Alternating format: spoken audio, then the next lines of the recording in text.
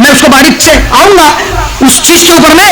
हमारे अशोक देसाई जी कहते हैं कि उन्होंने, बाबा साहब अम्बेडकर ने हमें ऐसा संघीय शासन प्रणाली का वैशिष्ट्यपूर्ण संविधान दिया है जो समूचे विश्व में बेमिसाल एवं सर्वश्रेष्ठ है। ये कोई ऐरा गैरा नत्थु खैरा नहीं कह रहा है, तुम्हारे हाईकोर्ट के चीफ जस्टिस कह रहे हैं, तुम्हारे सुप्रीम कोर्ट के चीफ जस्टिस कह रहे हैं। एक महार का बेटा खड़ा होकर एक महार का भारताचे राज्यघटनेचे शिल्पकार करके अगर बात करें तो मैं उसको उतनी तवज्जो नहीं देता। लेकिन जब हमारे देश का सुपर ब्रेन हमारे संविधान के बारे में बातें रखता है, न्यायमूर्ति हेगड़े जी सर्वोच्च न्यायालय के और न्यायमूर्ति मुखर्जी जी अपने एक जजमेंट के अंदर में लिखते हैं कि हमारा संविधान हे शब्द आपल्या अंतःकरणात कोरून ठेवा, इतरत्र कुठे मिळणार नाहीत म्हणून तुम्हाला सांगत आहे मी।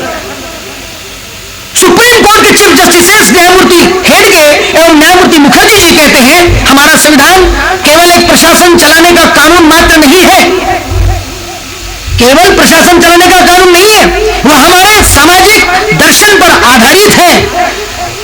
हमारे सोशल फिलॉसॉफी को इग्नोर करके, नजरअंदाज करके बाबा साहब ने संविधान नहीं बनाया। ये बात हमारे देश के सर्वोच्च न्यायालय के चीफ जस्टिस भी अच्छी तरह जानते हैं कि Indian constitution is nothing but the spirit of Indian culture. हमारे संस्कृति का हृदय है हमारा संविधान। ये बात हमारे देश के सर्वोच्च न्यायालय के चीफ जस्टिस जानते हैं। न्यायमूर्ति हेगड़े जी और मुखर्जी जी कहते हैं उसके बुनियादी और प्रासंगिक ऐसे दो अंग हैं जिसके प्रासंगिक बातों पर बात की गई। जो बात माधवैद्य साहब जी ने रखी कि प्रासंगिक बातों के अंदर में हम परिवर्तन कर सकते हैं, करने ही पड़ेंगे, लेकिन कुछ बुनियादी बातें हैं जिसके अंदर में अगर हम परिवर्तन करेंगे तो शायद हमारा ढांचा भी गिर सकता है। आज वर्ल्ड के इकोनॉमेट्रिशियन लोगों का कहना है, लिहाजा वो आज के मेरे बोलने का टॉपिक नहीं था कि भारत के अंदर, वो आंकड़े में बाद में पेश करूंगा, ये बात से बात निकली इसलिए कह रहा हूं। वर्ल्ड के एक्सपर्ट लोगों का कहना है कि आज भारत के अंदर में वो विस्फोटक स्थितियां विद्यमान है कि अगर भारत में सोशल इकोनॉमिक इक्वलिटीज जल्द से जल्द स्थापित नहीं कर दी गई तो संभवतः भारत सारे विश्व का सबसे बड़ा आतंकवादी देश बन सकता है। वो अगर नहीं बना है आज की तारीख में, इसका अगर आश्चर्य होता है तो वो नहीं बनने के पीछे अगर कोई कारण है तो वो केवल मात्र भारत का संविधान है जो इस देश को आतंकवादी बनने से रोक रहा है।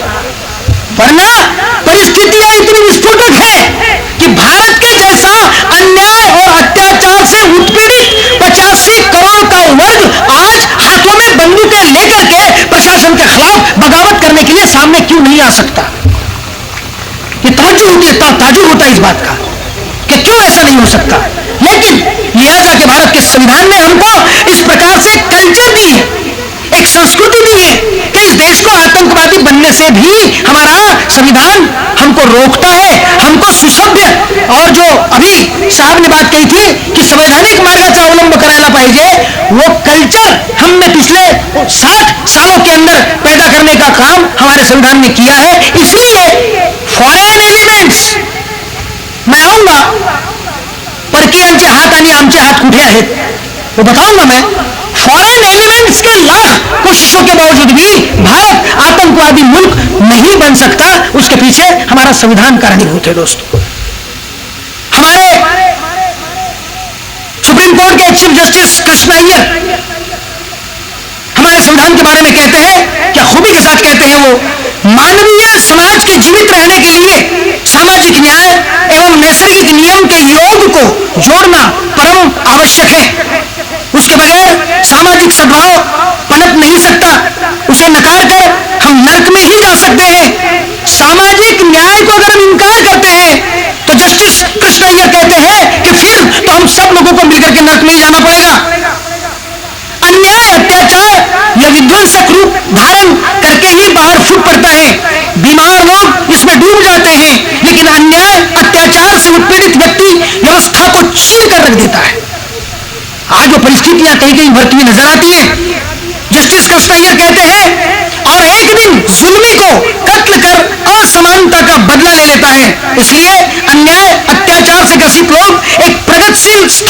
समाज व्यवस्था के लिए एक बहुत बड़ा खतरा है। इसलिए हमारा यही कर्तव्य है कि हम न्याय को एक यथार्थ में बदले, सामाजिक न्याय को हमारे शक्ति के पीठ की रीढ़ बनाए। समय आ गया है कि जब हम गंभीर होकर आत्मचिंतन करें कि कानून अन्याय को क्यों जन्म देता है। आज जो अन्याय और अत्याचार भारत के अंदर में हमें चलता हुआ दिखाई देता है, तो क्या इसके पीछे भारत का संविधान कारणीभूत है? जस्टिस कृष्णय्यर पूछते हैं कि समय आ गया है कि हम जब गंभीर होकर आत्मचिंतन करें कि कानून अन्याय को क्यों जन्म देता है और हमारी व्यवस्था को बिगाड़कर सामाजिक विश्वास के साथ घात क्यों करता है। यह मुकाम है आज का जिसकी चिंतना हमको करनी है। हमारे सर्वोच्च न्यायालय के न्यायमूर्ति न्यायमूर्ति शेलेट और न्यायमूर्ति ग्रोवर, सुप्रीम कोर्ट के चीफ जस्टिस, वो कहते हैं हमारा संविधान विश्व का, मैं किसी पॉलिटिशियन के वक्तव्यों को नहीं पढ़ रहा हूं, मैं केवल सुप्रीम कोर्ट के चीफ जस्टिस के वक्तव्यों को आपके सामने रख रहा हूं। कुछ कारण है इसके पीछे। न्यायमूर्ति शेलेट और न्यायमूर्ति ग्रोवर ये कहते हैं कि हमारा संविधान विश्व का सर्वाधिक बड़ा संविधान होकर भी वह अद्वितीय है। यह विश्व के एक दूसरे सर्वाधिक जनसंख्या वाले विविध भाषाई विविध धर्म के लोगों के लिए बनाया गया है। उसे भारत के स्वतंत्रता के आंदोलन में प्रत्यक्ष लड़ने वाले विधिज्ञ और राजनेताओं ने बड़ी दूरदर्शिता के साथ तैयार किया है। जो ठोकरे खाते वो जानते हैं कि अच्छी चलन के रास्ते क्या होते हैं। जिन्होंने सड़कों पर कभी चलना ही नहीं सीखा और रेडीमेड शराब बांटकर, धोती बांटकर, नोट बांटकर सीधे पार्लियामेंट में चुन करके चले गए। सट्टे के अड्डे चलाने वाले किंग मेकर, वाइन मेकर, वो लोग पार्लियामेंट में चले गए तुम्हारी और हमारी गलती के साथ। और वो अगर संविधान के ऊपर उंगलियां उठाते हैं तो हमें उस बात को थोड़ी सी गंभीरता के साथ में लेना चाहिए दोस्तों, कि क्या हम संविधान के शत्रुओं को तो कहीं पार्लियामेंट के अंदर में चुन करके नहीं भेजते। कि बाबा साहब अम्बेडकर ने कहा था कि हमने बड़े मेहनत के साथ इस स्वर्ण मंदिर का निर्माण किया था कि इसके अंदर में देवता जाकर के निवास करेंगे, लेकिन मैं देख रहा हूं कि अब शैतानों ने इसके ऊपर में कब्जा कर लिया है, अब इस मंदिर को जलाना ही पड़ेगा, वो समय आ गया है। आज अगर बाबा साहब अम्बेडकर होते तो शायद जितनी चिंगारियां उन्होंने अपने शब्दों में 1953 में डाली थी, आज पता नहीं बाबा साहब आग बबूला होकर के क्या कर बैठ सकते थे। हम इन बातों को समझ सकते हैं। वे अच्छी तरह जानते थे, जिन लोगों ने संविधान तैयार किया, न्यायमूर्ति ग्रोवर और न्यायमूर्ति शेलेट कहते हैं, वे अच्छी तरह जानते थे कि एक राष्ट्र की गुलामी में रहते हुए मूलभूत स्वतंत्रता होने की यातनाएं कैसी भुगतनी पड़ती है। जिन लोगों ने Dutch, French, Portuguese, British, Mohammedans, इनकी 600 साल तक गुलामी की मार खाई, रगड़ खाई, वो लोग जानते थे कि गुलामी की वेदनाएं क्या होती है। और वही लोग जानते थे कि स्वतंत्रता की, आजादी की हमारी नींव हमने किस ढंग से रखनी चाहिए। इसलिए दूरदर्शिता के साथ हमारे लोगों ने मिलकर के इस संविधान को तैयार किया है। दोस्तों, ये बातें तो और भी है, लेकिन मुझे लगता है कि समय कम है इस तमाम बातें कहने के लिए। भारत का संविधान इतना सुंदर संविधान है जिसकी सराहना केवल भारत के लोग नहीं और दुनिया के लोग करते हैं। जब संविधान बनने की प्रक्रिया चालू थी तो इंग्लैंड के प्राइम मिनिस्टर विंस्टन चर्चिल ने यह कहकर के हमारा मजाक उड़ाया था, भारत कोई किसी एक आदमी के कारण आजाद नहीं हुआ। पहले और दूसरे महायुद्ध के अंदर इंग्लैंड की जो हालत शिकस्त हो चुकी थी, वो खुद कई राष्ट्रों को आजाद करते चला जा रहा था। ब्रिटिश सल्तनत का सूरज कई देशों में डूबते चला जा रहा था और उस दौर के अंदर में भारत का नंबर लग गया और आजादी मिल गई। हमने कोई बहुत बड़ी कुर्बानी दी और उसके लिए उसके एवज में मिला, ये बात नहीं है। लेकिन इतने लंबे अरसे के बाद हमने हमारे संविधान के साथ में क्या किया, वो हमारा भारतीय समाज क्या है, कैसा है, उसमें क्या बुनियादी परिवर्तन ले लाए। संविधान में परिवर्तन लाने के पहले हमें संविधान के अनुरूप हमारे भारतीय समाज के अंदर में परिवर्तन लाने हैं। वो परिवर्तन जो हम नहीं ला सके, उन परिवर्तनों की तरफ हमारे कर्तव्य के प्रति बाबा साहब ने संविधान सौंपते वक्त हमको आगाह किया था। बाबा साहब कहते हैं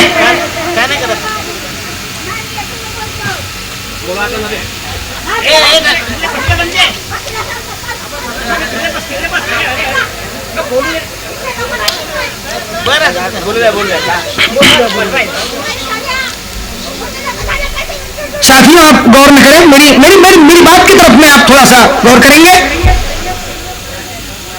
हम दो बातों से शासित हैं।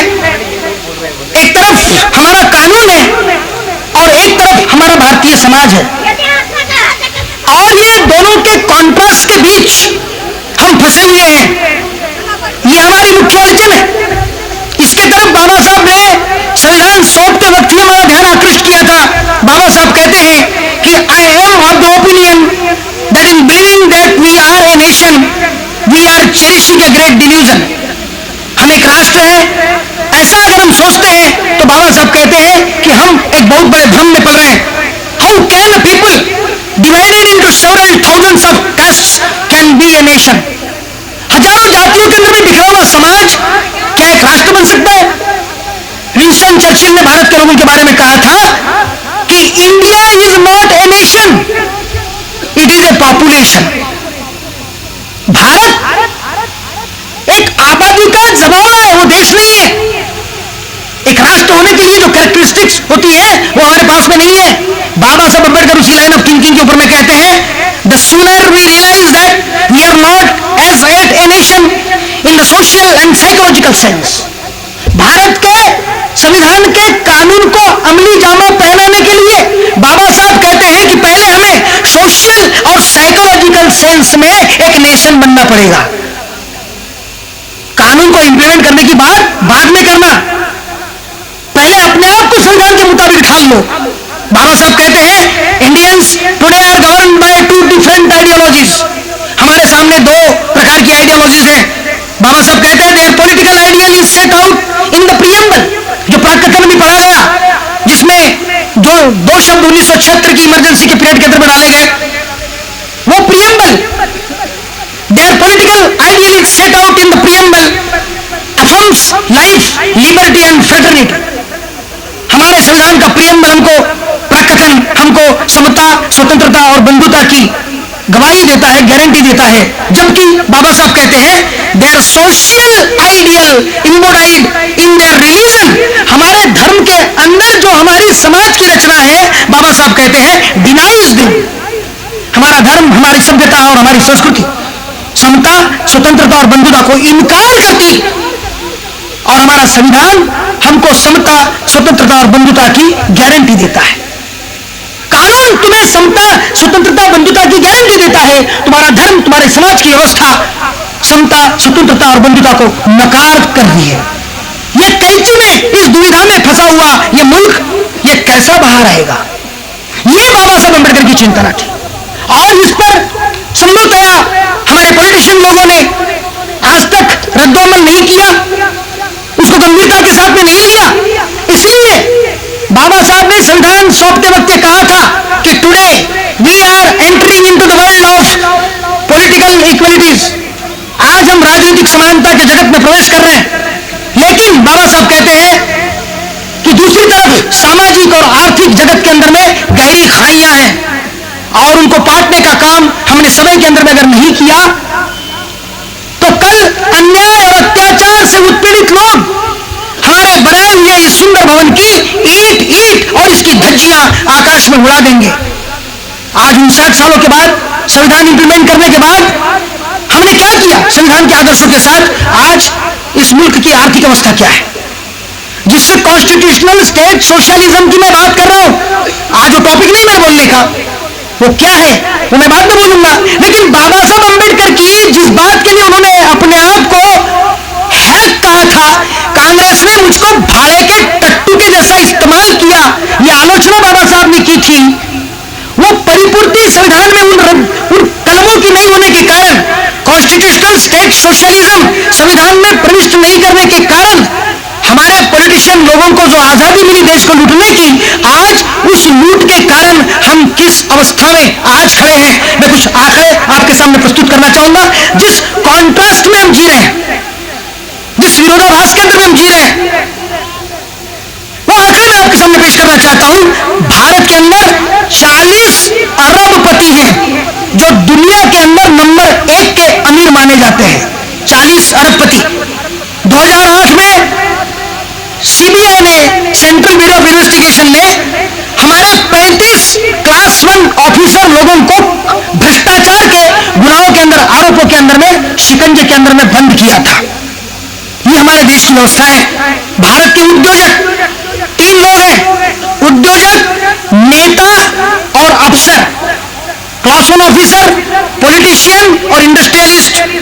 भारत के उद्योजक, नेता और अफसरों के स्विस बैंक में 1500 महापद्म डॉलर्स, रुपया नहीं, $1 45 रुपयों का होता है, और 1500 महापद्म डॉलर्स हमारे देश के उद्योजक, नेता और अफसरों के स्विस बैंक के अंदर में जमा है।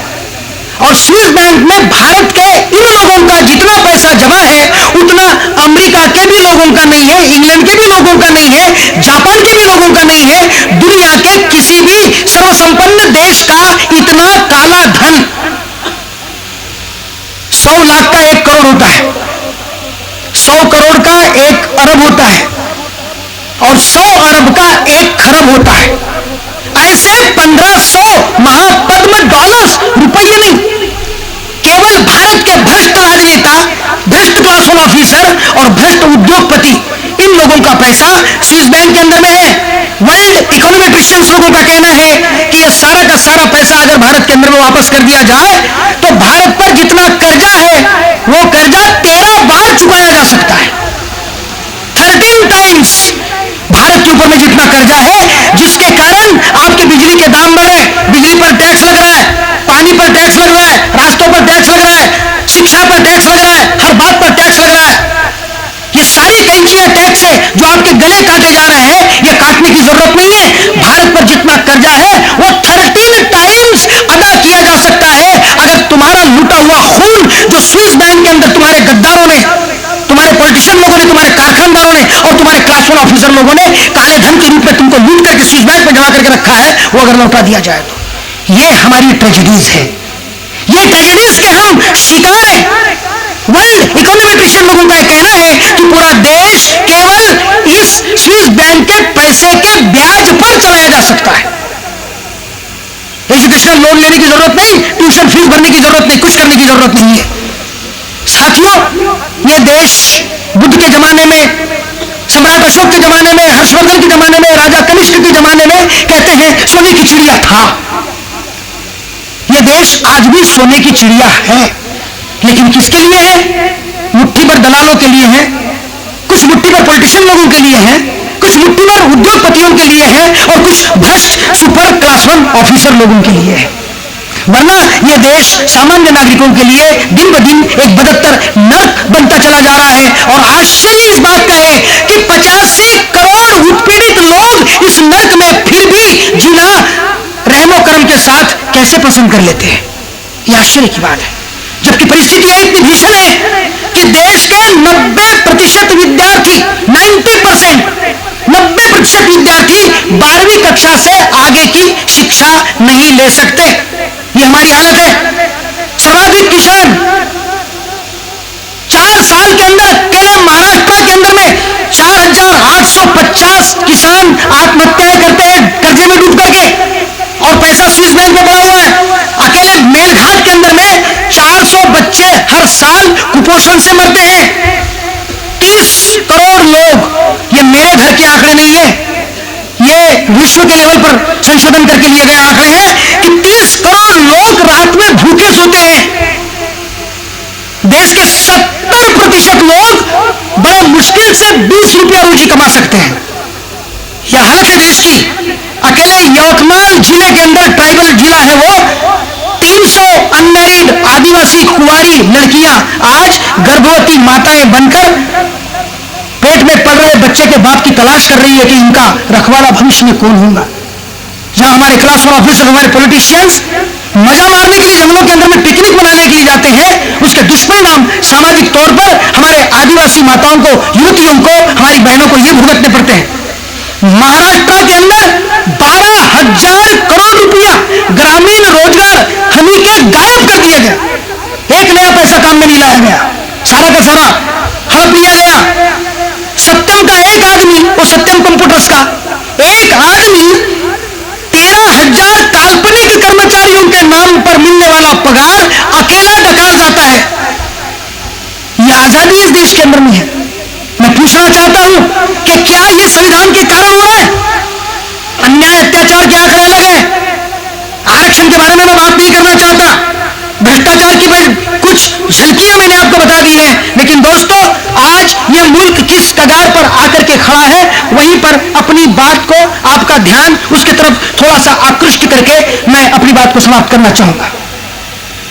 मंडल कमीशन लागू होने के बाद, मंडल कमीशन की चर्चा जब देश के अंदर में आई, तो हमारे बहुजन साथियों का ब्रेन वॉश करने के लिए हमारे वर्तमान पत्रों ने, हमारे टीवी ने जो अंधविश्वास का, कश्मीरपंथी का, धार्मिकता का, सांप्रदायिकता का जो जहर फैलाया, उस जहर के फैलते हुए इस देश के अंदर में बाबरी मस्जिद गिराई गई।